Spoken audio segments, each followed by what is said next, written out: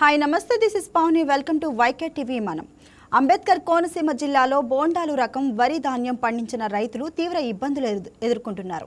ఎందుకంటే బోండాలు రకం కొనుగోలు చేసే మిల్లులు అంతంతా మాత్రంగానే ధాన్యాన్ని తీసుకుంటున్నాయి. అంచనాలకు మించి దాల్వా దిగుబడులు వచ్చిన విక్రయాల్లో మాత్రం రైతులు ఇబ్బంది పడుతున్నారు. కోనసీమ జిల్లాలో సుమారు 1,00,000 ఎకరాల్లో దాల్వా సాగు జరిగింది. వరి కోతలు పూర్తయ్యాయి. కోనసీమ జిల్లాలో 16 మిల్లులు బోండాలు రకం ధాన్యం కొనుగోలుకు సిద్ధంగా ఉన్నాయని అధికారులు చెప్తున్నా రైతులకు న్యాయం జరగడం లేదు. రైస్ మిల్లులకు ధాన్యం తీసుకెళ్లిన వాహనాలు రోజుల తరబడి అక్కడే నిలపాల్సి వస్తుంది. ప్రభుత్వం పకడ్బందీగా సిపిఎంఆర్ అమలు చేస్తున్నప్పటికీ రైతులకు ఫలితాలు దక్కడం లేదు. గతంలో మండపేట కోనసీమ జిల్లాలో ఉండటంతో ఇటువంటి సమస్యలు రాలేదని రైతులు చెప్తున్నారు. ఇప్పుడు నియోజకవర్గం విడిపోవడంతో మండపేట మిల్లులకు ధాన్యం అమ్ముకునే అవకాశం లేకుండా పోయింది. దీంతో మండపేట మిల్లులకు ధాన్యం అమ్ముకునే వెసులుబాటు కల్పించాలని కోనసీమ రైతులు అధికారులను కోరుతున్నారు. రైతులు ధాన్యాన్ని ఆరబెట్టుకుంటూ మద్దతు ధర కోసం రైతు సేవా కేంద్రాలకు వెళ్లి ప్రయత్నిస్తున్నారు. అయితే బోండాలు రకం ధాన్య సేకరణలో జాప్యం జరుగుతుంది. మొత్తంగా బోండాలు రకం వరి పండించిన రైతుల మద్దతు ధరకు విక్రయానికి పాట్లు పడుతున్నారు.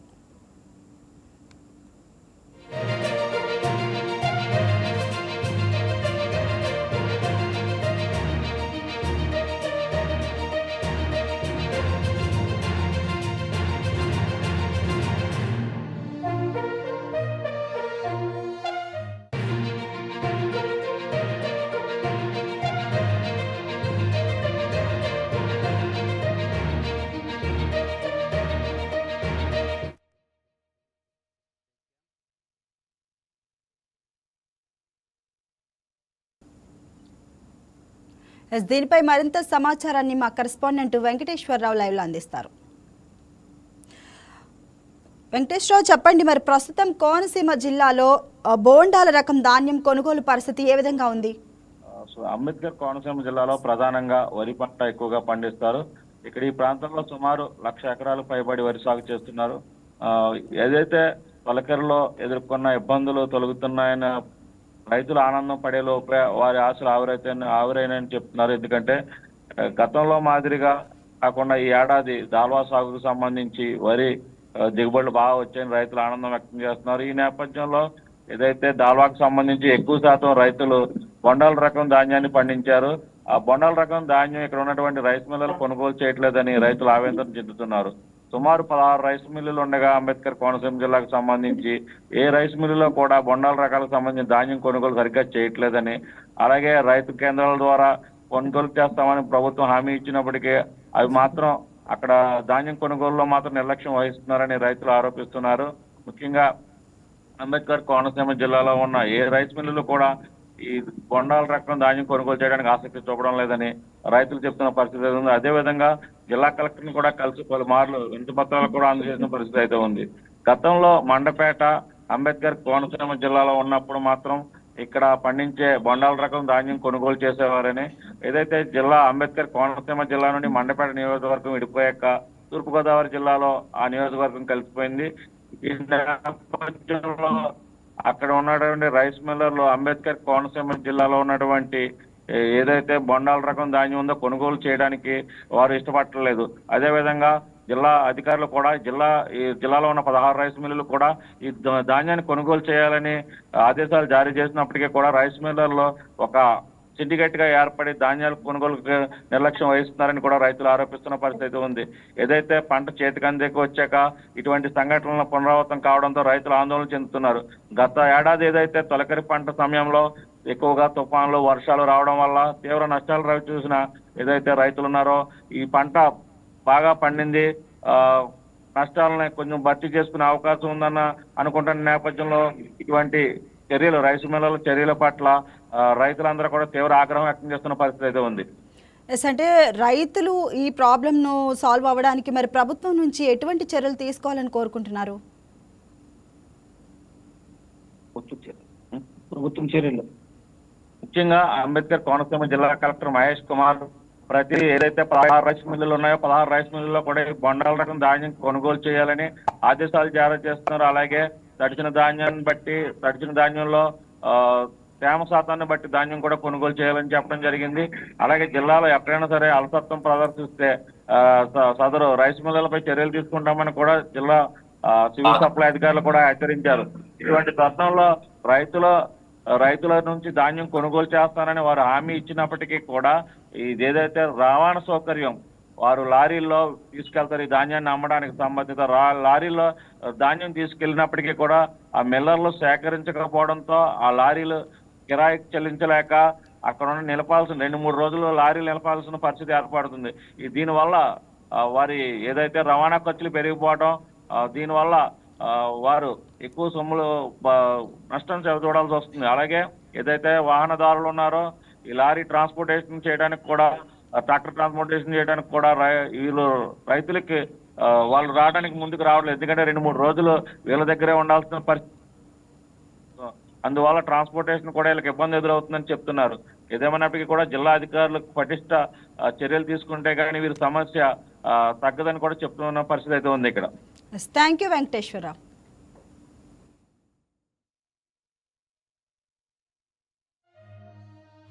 చేయడానికి ఐతాబత్తుల ఉమామహేశ్వరరావు, ఆయన కోనసీమ రైతు పరిరక్షణ సమితి ప్రధాన కార్యదర్శి, అలానే మట్టాల మహాలక్ష్మి ప్రభాకర్, ఆయన కోనసీమ జిల్లా తెలుగు రైతు అధ్యక్షుడు, ఇద్దరు జాయిన్ అవుతున్నారు. వారితో మాట్లాడదాం.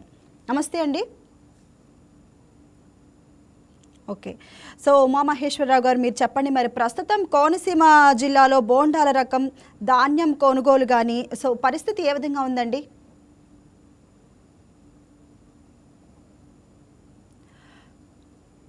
సార్ మ్యూట్లో ఉన్నట్లున్నారు, మీ వాయిస్ వినిపించట్లేదు, మ్యూట్ తీయాలి సార్, చూడండి. లేదు సార్, ఇంకా మీ వాయిస్ వినిపించట్లేదు మాకు, మాట్లాడండి సార్. మ్యూట్లో ఉన్నట్టుంది సార్, మాకైతే మీ వాయిస్ వినిపించట్లేదు.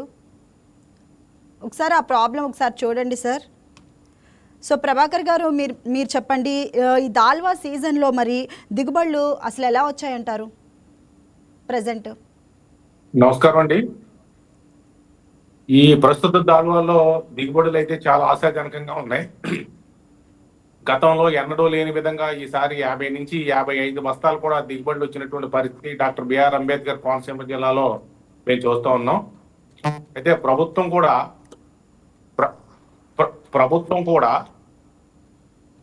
60 వేల మెట్రిక్ టన్నులు బొండాల ధాన్యాన్ని కొనుగోలు చేయాలని, అదేవిధంగా 1,20,000 మెట్రిక్ టన్నులు సన్నాలో ధాన్యాలు కొనుగోలు చేయాలని చెప్పేసి మా అంబేద్కర్ కోనసీమ జిల్లాకి టార్గెట్ ఇవ్వడం జరిగింది.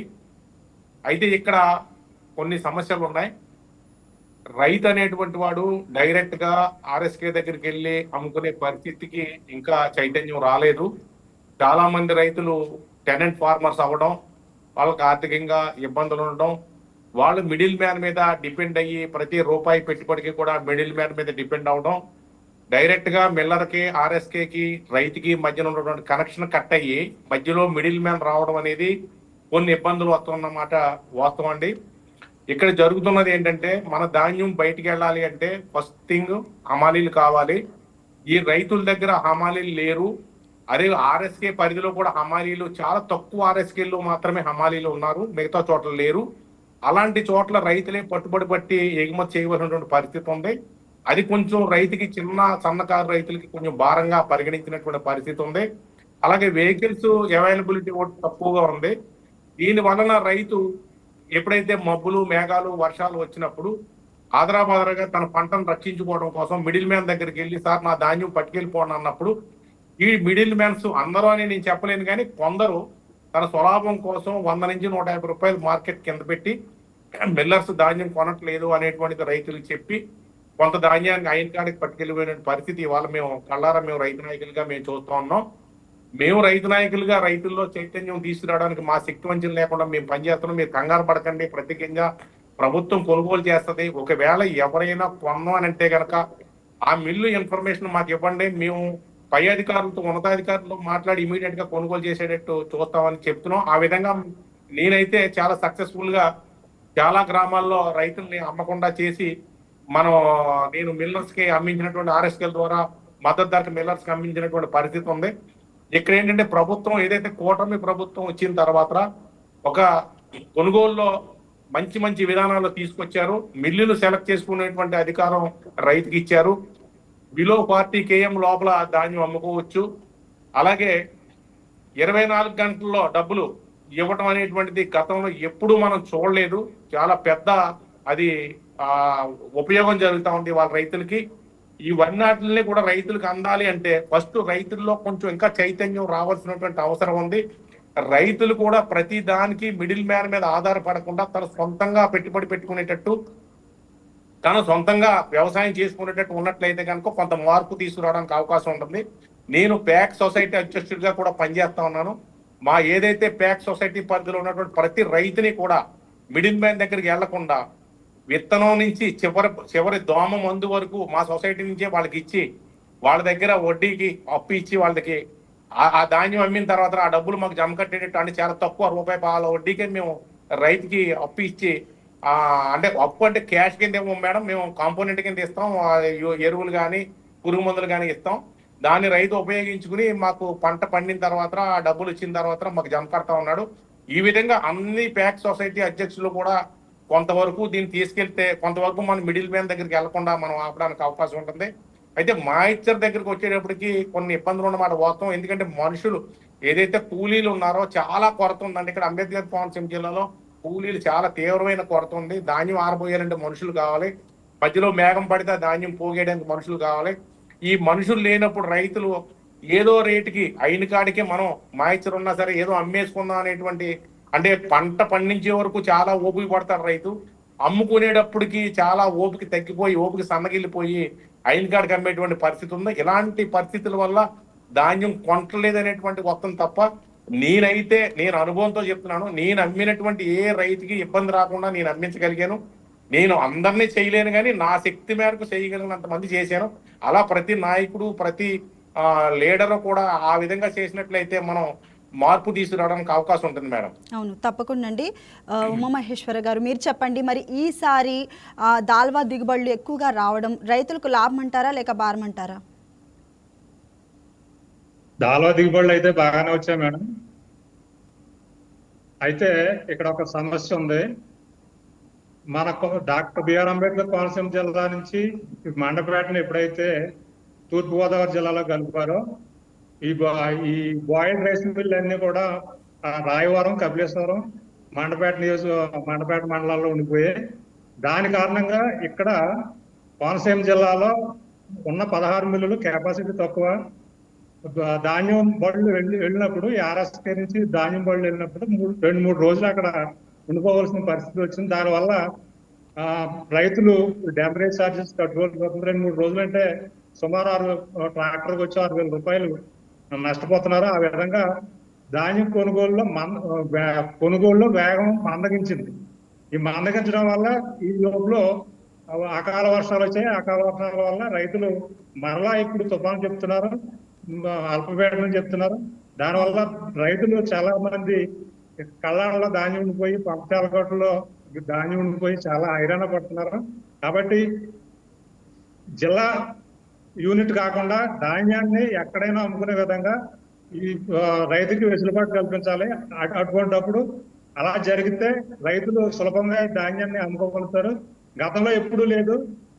జిల్లాలో ఏ జిల్లా రైతులు ఆ జిల్లాలోనే అమ్ముకోవాలనేటువంటి నిబంధన తీసుకురావడం వల్ల ఇది కొంతమంది రైస్ మిల్లర్లు లాబింగ్ చేసి ప్రభుత్వాన్ని తప్పుదోవ పట్టించారని నేను అనుకుంటున్నాను. ఈ విధానం వల్ల రైతులు నష్టపోతున్నారు. ఎక్కడైతే రైతుకి ₹10, ₹50, ₹100 ఎక్కువ వస్తుందో అక్కడే అమ్ముకోవడానికి ఇష్టపడతాడు. ధాన్యంలో శ్రమ శాతం ఎక్కువ ఉండడం వాస్తవమే. అయితే ఇక్కడ ఉన్న అక్కడ బాయిల్డ్ రైస్ మిల్లు కానీ డ్రై మిల్లు కానీ మండపేటలో ఎక్కువగా ఉన్నాయి. వాళ్ళు 1-2 శాతం తేమ శాతం ఉన్నప్పటికీ కూడా రైతుకి 1 కేజీలో 2 కేజీలో తగ్గించి కట్టేసి వాళ్ళు రైతుని ఇబ్బంది పెట్టకుండా చూశారు. ఇక్కడ జిల్లాలో ఉన్న ధాన్యం జిల్లాలోనే అమ్మాలనేటువంటి నిబంధన మాత్రం ఈ రైతుల పాలిట మరణ శాతం. మేము ప్రతి సీజన్ లోనే రైతు ఏదో ఒక సాగుతో ఏదో ఒక వంకతో పంట కొనుగోలు వచ్చినప్పటికీ ఇబ్బంది పడతారన్నారు. ఈ ఇబ్బందులు కూడా ప్రభుత్వం పరిగణలోకి తీసుకుని రైస్ మిల్లర్ల అధికారులను కూర్చోబెట్టి, రైతు సంఘాల నాయకులను కూర్చోబెట్టి రైతుకి ఎక్కడైతే రేట్ వస్తుందో అక్కడ అమ్ముకునే విధానం కల్పించాలి. ఈ బొండాల ధాన్యం మేము ఫస్ట్ క్రాప్ లో ఇక్కడ ముంపు సమస్య వల్ల చాలా మంది రైతులు సాగు దూరంగా ఉన్న ఫస్ట్ క్రాప్, రెండో పంట అయినా పండుతుంది అనుకుంటే బాగానే పండింది. అయితే ఎక్కువగా ఈ ప్రాంతానికి అనువైన రకం MC13 అనే రకం సాగు చేయడం జరిగింది. అది మంచి దిగుబడి వచ్చింది. అయితే కొనుగోళ్లు ఏదో రేటుకు అమ్ముకుందాం అన్నా కొనుగోళ్లు విషయంలో ఈ 2-3 రోజుల్లో ఈ మిల్లు దగ్గర ఉండిపోవడం, ఈ ట్రాక్టర్లో వెహికల్స్ పెట్టడానికి ఎవరో ముందుకు రాకపోవడం వల్ల ఈ సంక్షోభం ఏర్పడింది. ఈ కొనుగోలులో జాప్యం ఏర్పడింది. ఈ జాప్యాన్ని నివారించాలంటే మండపేట నియోజకవర్గంలో ఉన్న మిల్లులకి అనుమతి ఇవ్వాలండి. ఇప్పటికే రామచంద్రపురం నుంచి మంత్రి సుభాష్ గారు మరి ముఖ్యమంత్రి గారితో, డిప్యూటీ సీఎం గారితో, పౌర సరఫరాల శాఖ మంత్రి గారితో మాట్లాడి వారి నియోజకవర్గంలో ఉన్నటువంటి ధాన్యాన్ని కొనిపించి ఏర్పాట్లు చేశారు. అలాగే ఇక్కడ మిగతా 6 ఎమ్మెల్యేలు మన ఎంపీ గారు కూడా ఇక్కడ రైతులు నష్టపోకుండా ఈ ధాన్యాన్ని మండపేటలో ఉన్నటువంటి పెద్ద రైస్ మిల్లులు బాయిల్డ్ రైస్ మిల్లులు ఏవైతే ఉన్నాయో వారు సులభంగా తీసుకుపోయేటట్టు కొనుక్కున్న రైతుల వద్ద నుంచి రైతుల దగ్గర ఈ వర్షాలు ప్రారంభమైపోయి అకాల వర్షాలు వస్తున్నాయి. ఈ ధాన్యం అంతా ఏం చేయాలి? మొలకలు వచ్చేస్తున్నాయి. ఇప్పటికే ప్రతి రైతు 4-5 బస్తాల మొలకలతో ఇబ్బంది పడుతున్నాడు ధాన్యం మురిసిపోయి. కాబట్టి ఇటువంటి విధానం లేకుండా అక్కడ మంత్రి గారు తన నియోజకవర్గంలో ధాన్యాన్ని ఎలాగైతే మండపేటలో అమ్ముకోవడానికి పర్మిషన్ తెచ్చుకున్నారో ఇక్కడ మా జిల్లాలో ఉన్నటువంటి మిగతా 6 ఎమ్మెల్యేలు, ఎంపీ గారు కూడా మరి ప్రభుత్వంతో మాట్లాడి మండపేట ఎక్కడైతే ప్రతి మిల్లుకి అమ్ముకునే అవకాశం ఇవ్వాలి. ఈ ఆర్ఎస్కేలో ఉమ్మడి జిల్లాలో ఉన్నటువంటి ప్రతి రైస్ మిల్లు కనిపించాలి. కానీ కేవలం ఈ కోనసీమ జిల్లాలో ఉన్న మిల్లులు మాత్రమే కనబడుతున్నాయి. దానివల్ల ఈ ధాన్యం దింపుకోవడంలో జాప్యం జరగడం వల్ల కొనుగోలు. అంటే మీరు కలెక్టర్ ని వినతి, ఉమామహేశ్వర గారు, మీరు కలెక్టర్ కి వినతి పత్రం ఏమైనా అందించారా? ఆయన ఏమైనా రెస్పాండ్ అయ్యారా కలెక్టర్ గారు? రెస్పాండ్ అయ్యారు మేడం. జాయింట్ కలెక్టర్ గారు ఉన్నారు రోజుని. మేము దీన్ని సరి చేస్తామని చెప్పారు. మేము అదే అడిగాం. ఆర్ఎస్కేలో ప్రతి ఉమ్మడి తూర్పుగోదావరి జిల్లాలో ఉన్న ప్రతి రైస్ మిల్లు యాడ్ అవ్వాలని చెప్పేసి మేము అడిగాం. దాని గురించి చర్యలు తీసుకుంటా ఉన్నారు. ప్రొక్యూర్మెంట్ అయితే బాగానే జరుగుతుంది. కానీ ఈ బొండాల ధాన్యం అంతా ఇక్కడ ఉన్న జిల్లాలో ఉన్న 16 మిల్లుల మీద ఒత్తిడి ఎక్కువ పెరగడం వల్ల వాళ్ళు దింపుకోవడంలో జాప్యం జరగడం, ఇక్కడ కళ్ళాల్లో ధాన్యం నిలిచిపోయింది మేడం. కాబట్టి దీన్ని మా ప్రజాప్రతినిధులు ఎవరైతే ఉన్నారో వారు ప్రభుత్వంతో మాట్లాడి రైతుకి ఎక్కడ వీలుంటే ఎక్కడ రేట్ వస్తే అక్కడ అమ్ముకునేలాగా ఉమ్మడి తూర్పుగోదావరి జిల్లానంతా ఒక యూనిట్ గా తీసుకురావాలని మేము కోరుతున్నాం, డిమాండ్ కూడా చేస్తున్నాం. ఓకే అండి. ప్రభాకర్ గారు మీరు చెప్పండి, మరి సీఎంఆర్ విధానం పకడ్బందీగా జరుగుతుంది, అమలవుతుందని అయితే అధికారులు చెప్తున్నారు. మరి సమస్య ఎక్కడి నుంచి వస్తుందండి? అదే నేను చెప్పాను కదా మేడం, ఇక్కడ ఈ క్రాప్ బుకింగ్ లో కూడా కొన్ని ఇబ్బందులు ఉన్నాయి మేడం. కొంతమంది రైతులు బొండాల వెరైటీ వేసిన రైతులు 1261 కింద అంటే సన్నాల కింద ఈ క్రాప్ బుకింగ్ చేశారు మేడం. ఏదైతే ఈ క్రాప్ బుకింగ్ లో వెరైటీ మారిందో ఆ ప్రోడక్ట్ తీసుకోరు మేడం వాళ్ళు. అంటే ఆ సర్వే నెంబర్ లో ఈ క్రాప్ లో ఏ వెరైటీ ఉంటే ఆ వెరైటీనే తీసుకుంటారు. కొంతమంది రైతులు అవగాహన లేకపోవడం వల్ల అవచ్చు, లేదా కొంతమంది ఆర్ఎస్కే వాళ్ళు డైరెక్ట్ గా ఫీల్డ్ లోకి వెళ్లకుండా రైతు ఏ నెంబర్ చెప్తే ఆ నెంబర్ ఈ క్రాప్ బుకింగ్ చేయడం వల్ల కావచ్చు, అలాంటి కొన్ని ఇబ్బందులు వచ్చినాయి. ఆ ఇబ్బందుల వల్ల కూడా కొంత ధాన్యాన్ని తీసుకోవడానికి ఇబ్బందులు వచ్చినటువంటి మాట వాస్తవం. ఎందుకంటే గ్రౌండ్ లో నేను చూసిన దాన్ని బట్టి, నాకు అర్థమైన దాన్ని బట్టి అది ఒకటి తెలుస్తా ఉంది. ఫస్ట్ థింగ్, ఇందాక మా ఉమామేశ్వరరావు చెప్పినట్టుగా వెహికల్స్ వెయిటింగ్ ఎక్కువ ఉండడం వల్ల, వెహికల్స్ వెళ్ళిన వెహికల్ 2 days అక్కడ ఉండిపోవడం వల్ల సరుకు మార్కెట్ లోంచి బయటికి వెళ్ళడానికి కొంచెం సమయం పట్టింది.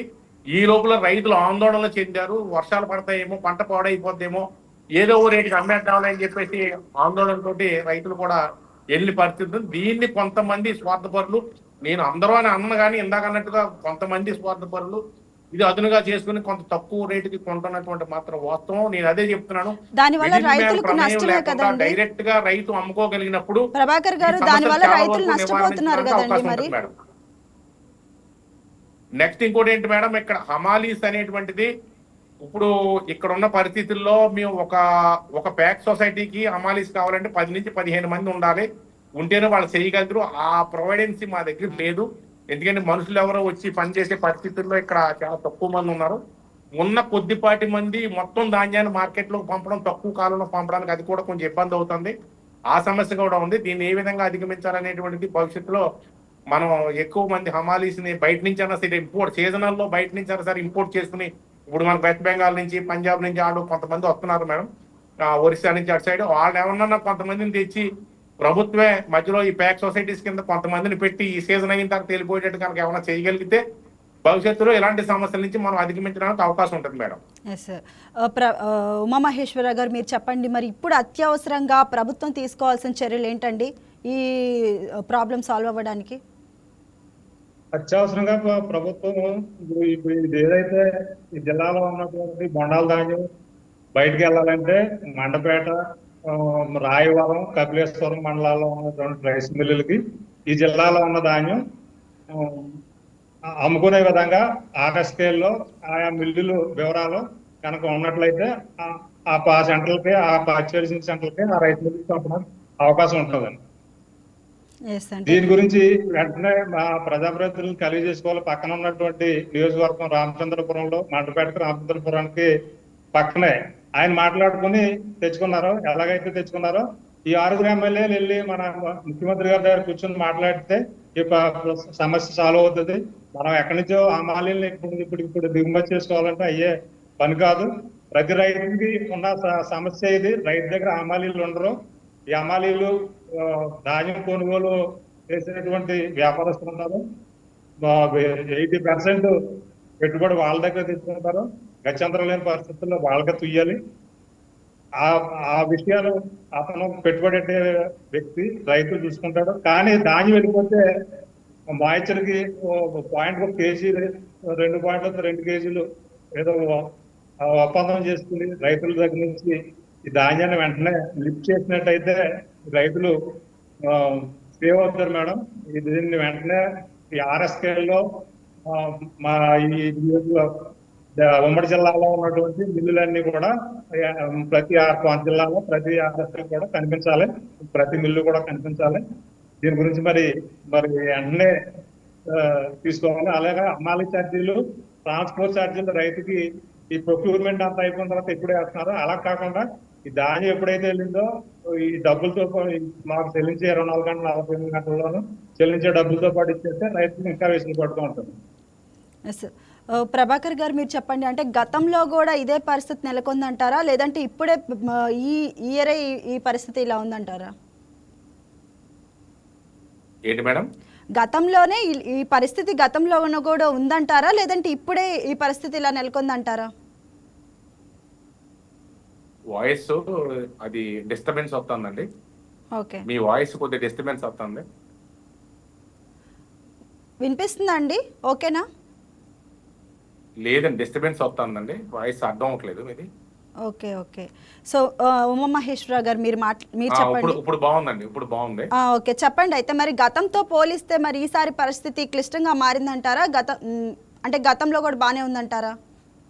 అంటే ఎప్పుడు ఉన్న పరిస్థితి ఉందండి. అయితే ఈసారి ఏంటంటే కొద్దిగా ఉత్పత్తి పెరిగిన మాట వాస్తవం.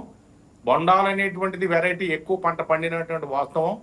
తర్వాత మధ్యలో మనకి ఏదైతే ఈ పంట చేతికి వచ్చిన తర్వాత మధ్యలో అకాలంగా ఒక 2-3 వర్షాలు పట్టడం వల్ల ఒకేసారి మార్కెట్లోకి సరుకు రావడం, అది కూడా మాయిశ్చర్ తోటి సరుకు బయటికి రావడం అనేది కొంచెం ఒడిదుడుకులు వచ్చినటువంటి మాట వాస్తవం.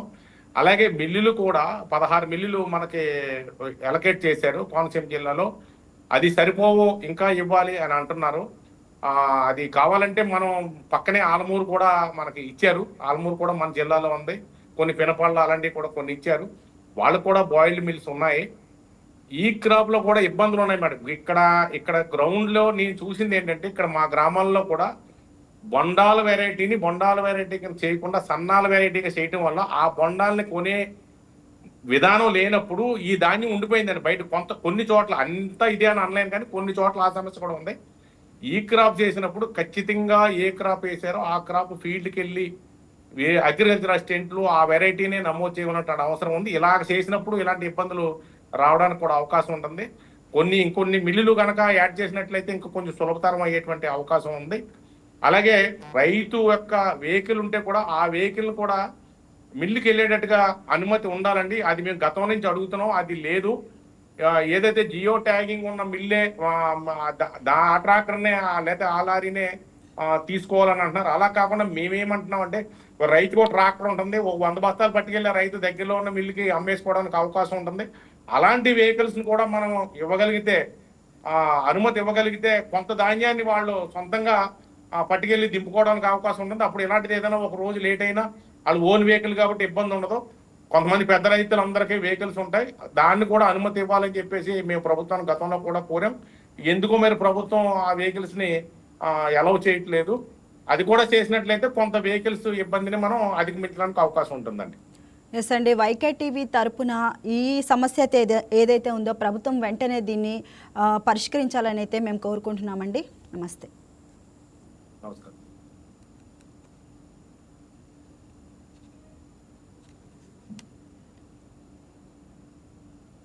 ఇది వాటి మనం ప్రోగ్రామ్. మరొక ఎపిసోడ్లో మళ్ళీ కలుద్దాం. That's all for now. Keep watching YK news Telugu వారి గుండె చప్పుడు.